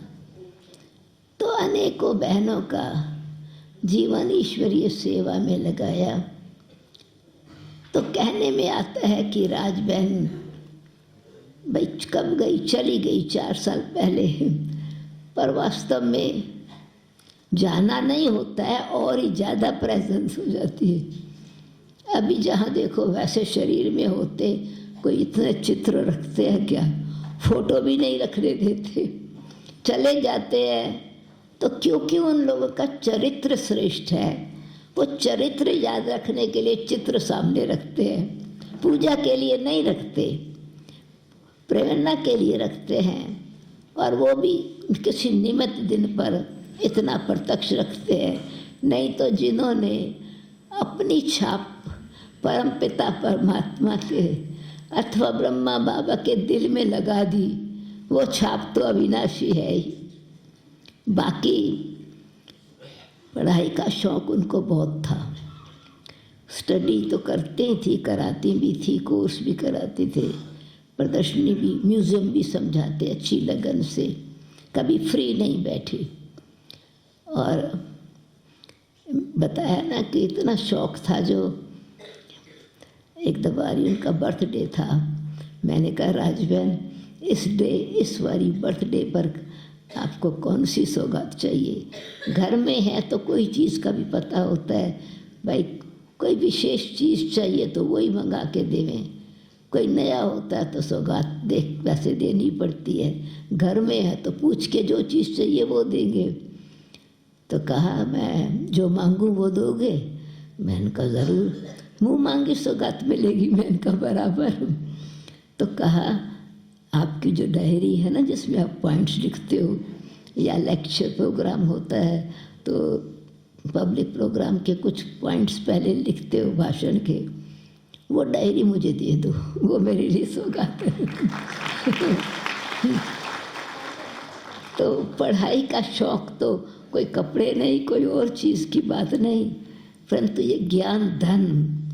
तो ज्ञान धन इकट्ठा करने वाली आत्मा ही फिर अविनाशी धन देने में भी श्री लक्ष्मी समान, श्री नारायण समान बन जाते। तो वो चित्र मैं देख रही थी जिसमें कुछ ना कुछ प्रोग्राम बने हुए हैं, तो ड्रेस कपड़े पहन सजा के बहना बिठाते हैं, परंतु है तो हमारा श्रृंगार अंदर का श्रृंगार है। आत्मा के गुण ही श्रृंगार है, आत्मा का जीवन चरित्र ही उनकी सुंदरता है, वही अपना साथ लेके गई। बाकी तो कोई चीज़ बदली नहीं। समझ में आता है कि शरीर छोड़ना माना 4 चीज़ों का बदल जाना। पहली बात, आज भी बाबा ने कहा ये शरीर तो आपका एक वस्त्र है, ड्रेस चेंज हो जाती है। आत्मा तो अजर अमर अविनाशी है, और आत्मा के संस्कार भी अविनाशी। जो बाबा से मिलते हैं वो अविनाशी रहते हैं। जो प्रकृति के प्रभाव से, संग के प्रभाव से, विकारों के प्रभाव से बनते हैं, उनका तो विनाश करना पड़ता है। उसको ख़त्म करने के लिए ही तो योग तपस्या करते हैं, उसको ख़त्म करने के लिए ही तो जीवन को परिवर्तन करने के लिए ही पुरुषार्थ करते हैं। तो पहली बात तो ड्रेस चेंज है। दूसरी बात, क्योंकि हमारा शरीर से लगाव न रहे, संबंध शरीर से होता तो फिर जलाते क्यों? अपने अति प्रिय को धूमधाम से सजा के इतने सारे सब इकट्ठे, यहाँ तक नहीं, अभी आप देखो अंतिम संस्कार करने के लिए आप सब 300 भाई बहन वहाँ गए। शरीर तो, आत्मा तो चली गई थी, शरीर के साथ संबंध था नहीं। फिर भी ये एक स्वाभाविक रीति से है कि हमारा रिश्ता क्योंकि आत्मा से है, तो जब तक शरीर सामने है तो नेचुरली वो श्रद्धा, भावना, प्रेम से जाते हैं। परंतु मालूम है कि ड्रेस चेंज हुई है तो एड्रेस भी चेंज हो गया। अगर हमको एड्रेस का पता हो तो आप आबू तक गए, दूसरी जगह एड्रेस होता तो वहाँ चले जाते, फिर रह नहीं जाएंगे ना। तो इसीलिए ये डायरेक्ट परमात्मा द्वारा ही, अगर एड्रेस चेंज हो गया और हमारे पास है नहीं तो सेंट्रल ऑफिस से पूछेंगे ना, या उनके थ्रू भेजेंगे। तो हम फिर बाबा को याद करते हैं, उनको याद करते बाबा की भी याद आती है कि हमारी शुभ भावना, शुभकामना ट्रांसफ़र होगी तो बाबा के थ्रू ही होगी ना। जैसे बगीचे के हवा के फूल हैं, हमारी दिल की भावनाएं भी श्रद्धा की भावनाएं फूल हैं। फूल अपने आप नहीं कहीं जाते, पर उनकी जो सुगंध है हवा लेके जाती है। तो ऐसे ही शुभ भावना की, प्रेम की जो ठंडी वायु है, शीतल है, भावना है, वो ऑटोमेटिकली बाबा उनके पास पहुंचाते हैं। इसलिए भोग लगाते हैं, योग लगाते हैं, अथवा किसी भी प्रकार से याद करते हैं। तीसरी बात है, रोल चेंज हो गया। अब तक तो सेवाएं की, कितने समय हर स्थान पर जिम्मेवारी से की, नेचुरली प्रकृति के लॉ अनुसार। कोई इतने साल की उम्र का तो नहीं जन्म लेंगे, बच्चा ही लेंगे ना, पालना लेने वाले बनेंगे। अब तक पालना दी, अब है पालना लेने का समय। अब तक प्यार सम्मान सबको दिया, अब है प्यार माता पिता का अथवा बाकी संबंधियों का लेने का समय, प्यार की प्राप्ति। तो रोल चेंज हो गया। पालना के बजाय पालना लेने वाला, प्यार देने के बजाय सबके हृदय में प्यार उत्पन्न करने वाला रोल हो गया। बच्चा हमेशा माँ बाप के हृदय में, भाई बहनों के हृदय में इनोसेंस के कारण ही न जानने वाले को भी खींचता है। वो आकर्षण शक्ति रहती है, पवित्रता की शक्ति लेके जाते हैं। इसलिए छोटे नासिम बच्चों के अंदर एक आकर्षण शक्ति होती है।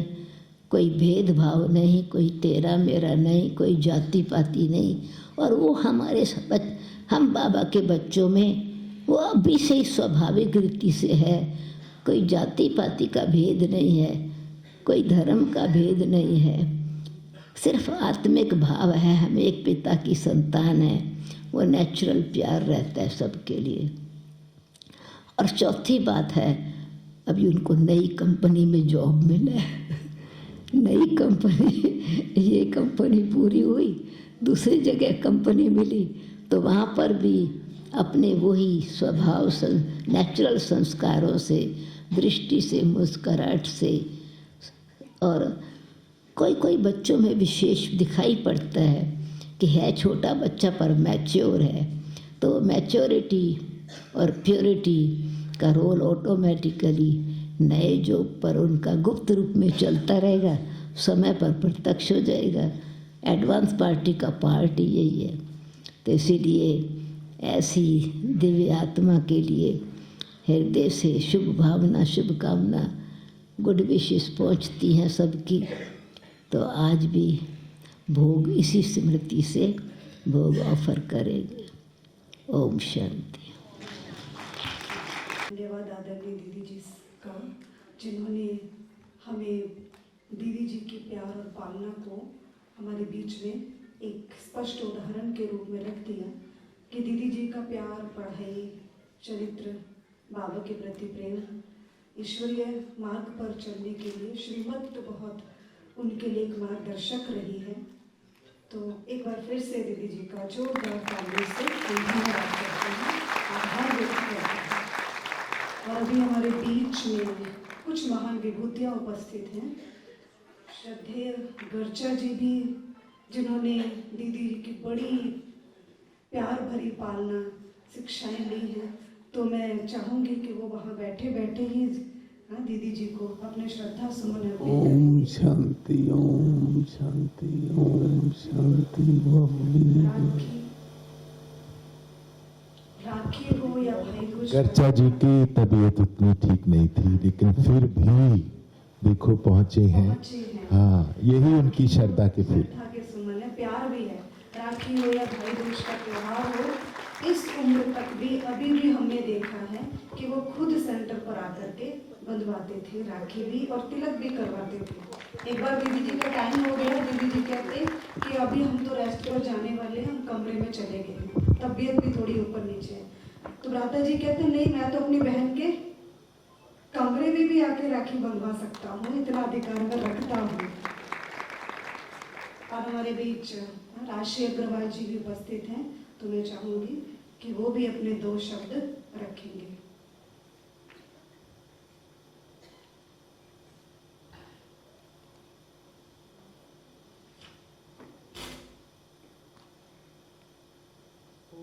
शांति। परम आदरणीय, परम पूज्य,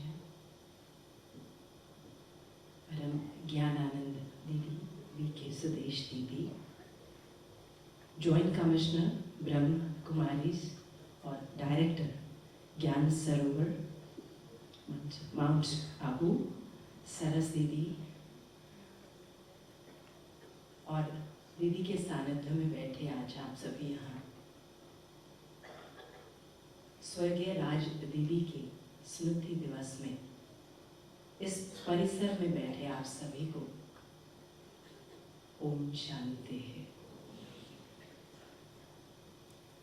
ढूंढें कहाँ राज दीदी को,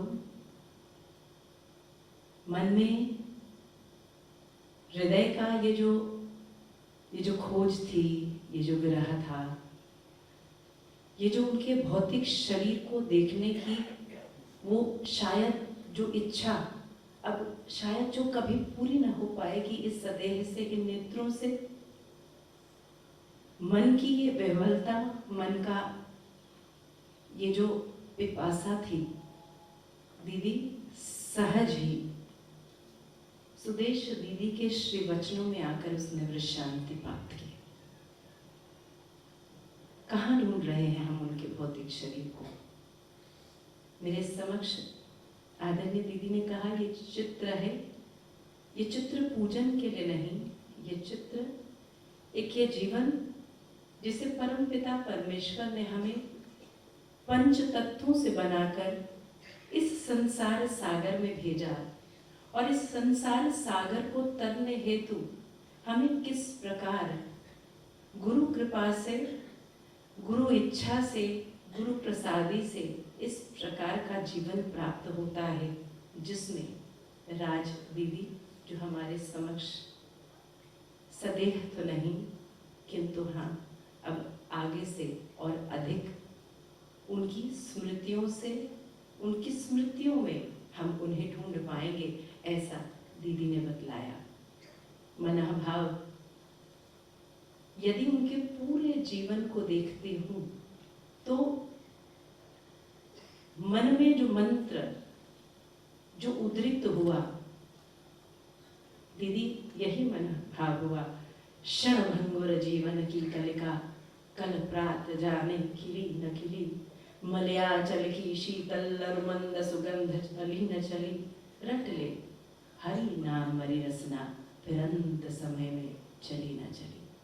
ओम शांति के इस मंत्र में सत्य कहूं, यदि ढूंढेंगे आप हृदय के आंगन में, इसे बुहारेंगे, अपने प्रभु को बुलाएंगे, तो कहीं ना कहीं इस मंत्र की गोद में आप सहज ही राज दीदी को पाएंगे। उन्हें पाकर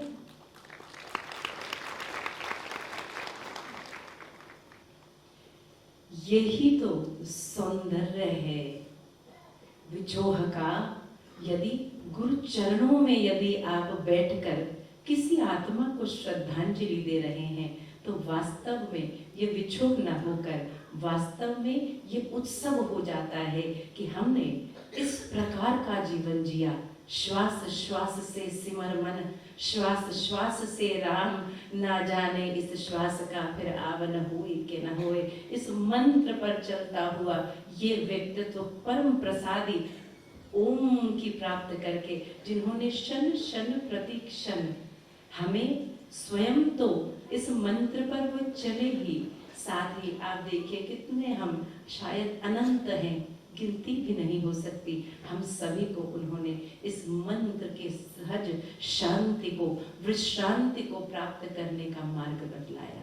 आज अपने श्रद्धा सुमन उनके श्री चरणों में मैं अर्पित करते हुए, दीदी आज आपके सानिध्य में मैं यही आशीष मांगती हूँ।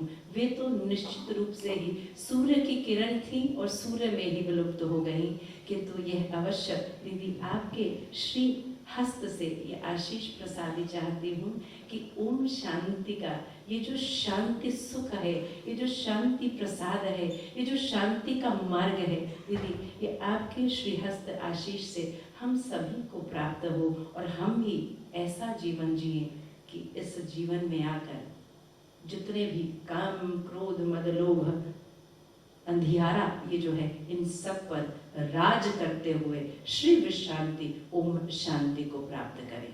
ओम शांति।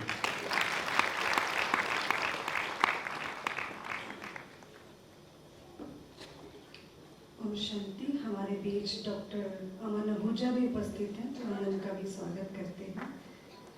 और अभी एक विशेष भावना किसी की उमड़ रही है, वो भी हम सबके साथ साझा करना चाहते हैं। तो मैं भी अनुरोध करती हूँ रंजीत भाई जी से, वो 3 मिनट में अपने अनुभव को रखेंगे और उसके पश्चात बाबा को भोग लगेगा और हम सभी बाबा को बड़े प्रेम से भोग स्वीकार कराएंगे। भोग में आदरणीय सरस दीदी जी, साक्षी दीदी जी वो भी मंच पर पहुँचेंगे और हम सुनते हैं रंजीत भाई जी से। ओम शांति। सुदेश बहन जी ਜਿਹੜੇ ਕਿ ਗਿਆਨ ਸਰੋਵਰ ਡਾਇਰੈਕਟਰ ਨੇ, ਮੇਰੇ ਗਿਆਨ ਦਾ ਸਫ਼ਰ ਗਿਆਨ ਸਰੋਵਰ ਤੋਂ ਸਟਾਰਟ ਹੋਇਆ ਜੀ। ਸਾਨੂੰ ਬ੍ਰਹਮਾ ਕੁਮਾਰੀ ਦੇ ਬਾਰੇ ਕੁਝ ਨਹੀਂ ਸੀ ਪਤਾ। ਡਾਕਟਰ ਰਕੇਸ਼ ਕਪੂਰ, ਡਾਕਟਰ ਊਸ਼ਾ ਕਪੂਰ ਜਿਹੜੇ ਅੱਜ ਕੱਲ੍ਹ ਦੇਹਰਾਦੂਨ ਰਹਿੰਦੇ ਨੇ, ਉਹ ਮੈਨੂੰ ਤੇ ਇੱਕ ਮੇਰੇ ਅਜੀਜ਼ ਦੋਸਤ ਬੈਠੇ ਨੇ ਅਮਰਜੀਤ ਸਿੰਘ ਜੀ, ਹੱਸ ਰਹੇ ਨੇ। ਸਾਡਾ ਦੋਨਾਂ ਦਾ ਸਫ਼ਰ ਇਕੱਠੇ ਸ਼ੁਰੂ ਹੋਇਆ ਗਿਆਨ ਸਰੋਵਰ। ਬੜਾ ਅੱਛਾ ਲੱਗਿਆ ਉੱਥੇ ਜਾ ਕੇ, ਹਰ ਇੱਕ ਚੀਜ਼ ਰੀਅਲ ਲੱਗੀ। ਅਤੇ ਅਸੀਂ ਡਾਕਟਰ ਸਾਹਿਬ ਨੂੰ ਉੱਥੇ ਪੁੱਛਿਆ ਵੀ ਲੁਧਿਆਣੇ ਕੋਈ ਇਹਨਾਂ ਦਾ ਆਫਿਸ ਹੈਗਾ? ਉਹ ਕਹਿੰਦੇ ਹਾਂਜੀ ਹੈਗਾ। ਅਤੇ ਅਸੀਂ ਇਮੀਡੀਏਟਲੀ ਵਾਪਸ ਆ ਕੇ ਕੋਰਸ ਕੀਤਾ। ਅੱਜ ਕੱਲ੍ਹ ਤਾਂ ਕੋਰਸ 7 ਦਿਨ 'ਚ ਮੁਕਾ ਦਿੰਦੇ ਨੇ, ਸਾਡਾ ਕੋਰਸ ਸ਼ਾਇਦ ਮਹੀਨਾ ਪੂਰਾ ਹੀ ਚੱਲਿਆ ਸੀ ਜੀ। ਔਰ ਸਾਡੀਆਂ ਟੀਚਰਸ ਵੀ ਅਲੱਗ-ਅਲੱਗ ਹੀ ਸੀਗੀਆਂ। ਸਾਕਸ਼ੀ ਦੀਦੀ ਬੈਠੇ ਹੋਏ ਨੇ, शिखा दीदी, अपना नीलम दीदी समराले वाले, नीलमा भैन, किदा नाम ना लईए। तो मेरा जड़ा ज्ञान चांद है ना, ज्ञान सरोवर जान तो पहले कुछ दिन पहले ही ना मैं गुरु ग्रंथ साहब का सहज पाठ का भोग पाया सी घर। तो बड़ी चीज़ां क्लीयर हुई कई। तो जिस तरह दीदी भी अपने राज दीदी ये जयपुर खालसा स्कूल दे विच पढ़ाते होंदे सीगे, ते इन्हां दा भी सिख धर्म नाल काफ़ी अटैचमेंट, गुरबाणी कंठ। तो असीं इन्हां कोल आना ते यकीन करना भी सानूं सत श्री अकाल, बोले सो निहाल, सत श्री अकाल, वाहिगुरू जी का खालसा, जिन्ने जकारे मन तो जो स्वरूप है अपना मूल पछाण, पढ़ते रहे पढ़ते रहे पढ़ते रहे पढ़ते ही रहे, किता कुछ नहीं। दीदी ने सानू प्रैक्टिकल सिखाया सारा कुछ। पढ़ते तो असीं डेली सीगे, पर शामी फिर वही जोड़े कमाम आप करते हैं, करतूतां करते हैं, वो करते होंदे सीगे। पर दीदी सानू इधर ज्ञान जान तो बाद वो चीज़ां प्रैक्टिकल हो गई भी। जोड़ा ज्ञान है प्रैक्टिकल है, जी भगती है सिर्फ पढ़ी जाना, करना कुछ नहीं है। तो दीदी के याद में एक बहुत सोहनी लाइन याद आ रही गीत दी, जिसको नहीं देखा हमने कभी, जिसको नहीं देखा हमने कभी, ऐ माँ तेरी सूरत से अलग भगवान की सूरत क्या होगी, क्या होगी, ऐ माँ thank you very much. Om Shanti.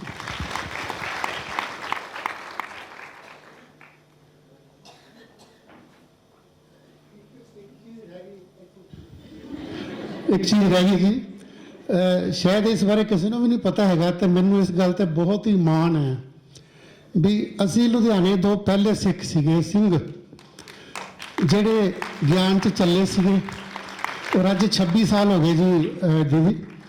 ਉਹ ਅਮਰਜੀਤ ਪਲੀਜ਼ ਕਮ, ਦੀਦੀ ਕਹਿਣਾ ਅਮਰਜੀਤ ਨੂੰ ਆਏ ਵੇ ਇੱਕ ਵਾਰੀ। ਤੇ ਅਸੀਂ ਦੋਨੋਂ ਗਿਆਨ ਚੱਲੇ ਤੇ ਅੱਜ ਵੀ ਰੈਗੂਲਰ ਹੈ ਜੀ, मालिक बाबा चला रहा है। ओम शांति।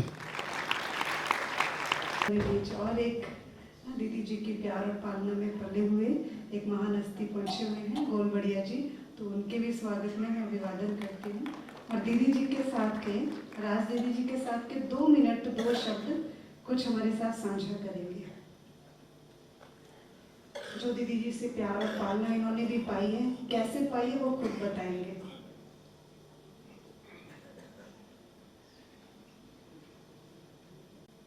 बहुत ही सत्कारयोग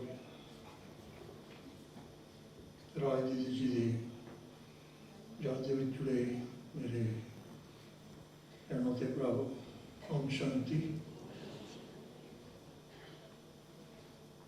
उन्होंने जान का जिथे अपन बहुत बड़ा घाटा महसूस होता है, उत्थे एक गल की तसल्ली भी है मन को कि जो रास्ता वो सानू दिखा के गए ने वो ता जिंदगी साडे काम आएगा। मैं जदों भी उन्होंने कोल आया, चाहे रखड़ी का त्यौहार होंदा सी, चाहे अदरवाइज आए हैं, उन्होंने देख के, उन्होंने चेहरा देख के ही ऐसा महसूस होता सी कि ये उस परम पिता परमात्मा की भेजी हुई कोई प्यारी आत्मा है। ज्ञान के भंडार सी, बहुत कुछ उन्होंने तो सीखने को मिले। और मैं तो एक लेमैन की तरह भी ये गल करा तो मेरी ये सोच होती है कि अगर तुसी किसी जगह धार्मिक जगह से जाने हो तो उत्थे जाके पॉजिटिव वाइब्स मिलती हैं, शांति मिलती है, तो समझो उत्थे जरूर कुछ है। और अगर इसी किसी स्पिरिचुअल बॉडी में मिलते हैं, किसी स्पिरिचुअल पर्सनैलिटी में मिलते हैं, जिस तरह आज जी सी, उन्होंने मिल के जो मन को शांति मिलती सी वो मैं सच नहीं दस सकता। और मेरा ये दिल होंदा सी हमेशा, आज तो मैं बाई चांस किसी कारण करके लेट हो गया, नहीं तो मेरा हमेशा ये कोशिश रही है कि मैं पहला पहुंचा टाइम तो और लास्ट तक उत्थे रुका। और इतने आके मैं एक गल जो पर्सनली फील की है कि मैंने कभी भी जान की काहली नहीं हुई, चाहे कितना भी जरूरी काम है। ये गल इस गल का प्रमाण है कि इतने आने तो बाद मन को शांति मिलती है, पॉजिटिव वाइब मिलती है, ताही मन टिकया रहता है, शांति के बैठने का दिल करता है। नहीं तो बहुत होर जगह जाने, मैं कहने कोई गुरेज नहीं कराँगा, जिथे जान तो बाद उत्थे बैठ के बड़ी मन को काल पैंदी है कि किहड़ा वेला उठ के चलीए। ऐसा कभी नहीं होया, क्योंकि इत्थे जिहड़ी एक बहुत ही पॉजिटिव गल है कि इत्थे किसी धर्म जाति किसी की कोई गल नहीं हो रही, किसी को धर्म बदलने के लिए प्रेरणा करते, तुसी किसी भी धर्म च बिलीव करते हो, ये तो तुहाडा किसी भी जाति चो उस चीज़ का इतने कोई मतलब नहीं है। तो मैं समझदा है कि जो रियल ट्रिब्यूट है दीदी जी को यही है कि जो वो शिक्षा सानू अपने जीवन काल च दे के गए हैं, असी हमेशा उन्होंने अपने जीवन में धारण करके रखिए। ओम शांति। सुना है कि एक बारी दीदी ने दी और दांत से टूटी नहीं। दीदी जी को कहते हैं कि ये तो सख्त बहुत है, तेल कम है इसमें, घी कम है। तो दीदी ने कहा नहीं वैसे ही है जैसे बनाते। अच्छा मेरे दांत थोड़े कमजोर हो गए ना इसलिए। तो ऐसी महान हस्तियों के लिए जो इनडायरेक्ट और डायरेक्ट। हाँ कच्चा जी सेवियां खाते थे। खाने पीने और धारणाओं में और चरित्र से चित्र से सबसे बहुत कुछ सीखा है। हाँ और दीदी जी के लिए कहते हैं, दीदी जी हमें याद दिलाते जा रहे हैं, राखी पर विशेष टोकरा भर के लेके आते थे और कहते थे हमें बदले में सेवियां मिलेगी इसके। दीदी जी से तो सेवियां बड़ी प्यार से खाते थे। चलिए अभी बाबा को भोग लगेगा और भोग के पश्चात सभी के डिमांड पर एक बहुत सुंदर गीत है दीदी जी पर जो बना है। पहले भी वो बज चुका है और अभी भी बजेगा और वो विद वीडियो, तो वो भी देख करके फिर उठेंगे सभी।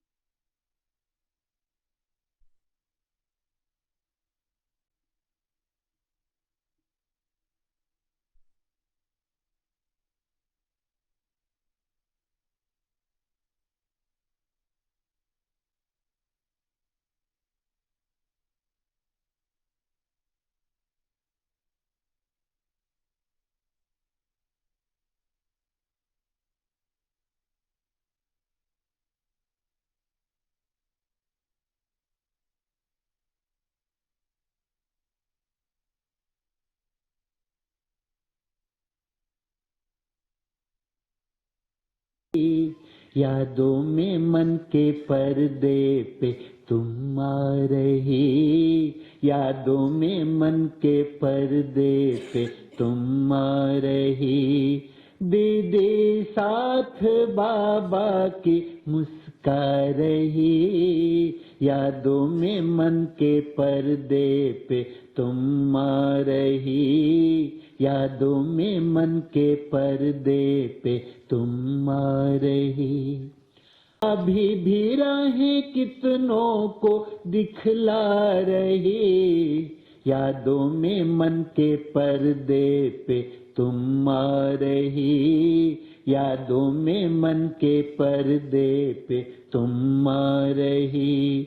दीदी साथ बाबा की मुस्का रही, यादों में मन के पर्दे पे तुम आ रही, यादों में मन के पर्दे पे तुम मन के पर्दे पे तुम आ रही, यादों में मन के पर्दे पे तुम आ रही।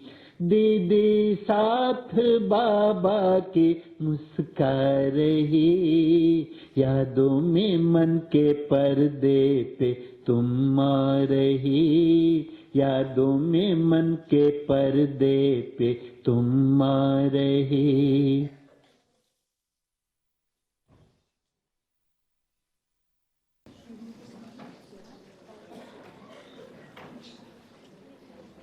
जो वीडियो चला रहे हैं उसको भी देख के जाइएगा। और कल गुरुवार है तो कल गुरुवार को आदरणीय दीदी जी की उपस्थिति में भोग भी लगेगा, मुरली भी होगी। तो उसकी क्लास विश्व शांति सदन में ही रहेगी। कल सुबह की क्लास विश्व शांति सदन में ही रहेगी। 6:30 से 7 योग है और 7 से 8 मुरली, 8 बजे भोग लगेगा। तो सभी गुरुवार की क्लास करने और दीदी जी से सम्मुख क्लास करने कल फिर भोग के बाद क्लास भोग दीदी जी की उपस्थिति में ही लगेगा। और सभी आराम से उठिए और आराम से प्रस्थान कीजिए और इस वीडियो का भी आनंद लीजिए। बहुत प्यारा ही है। शुरू कर दीजिए इसको।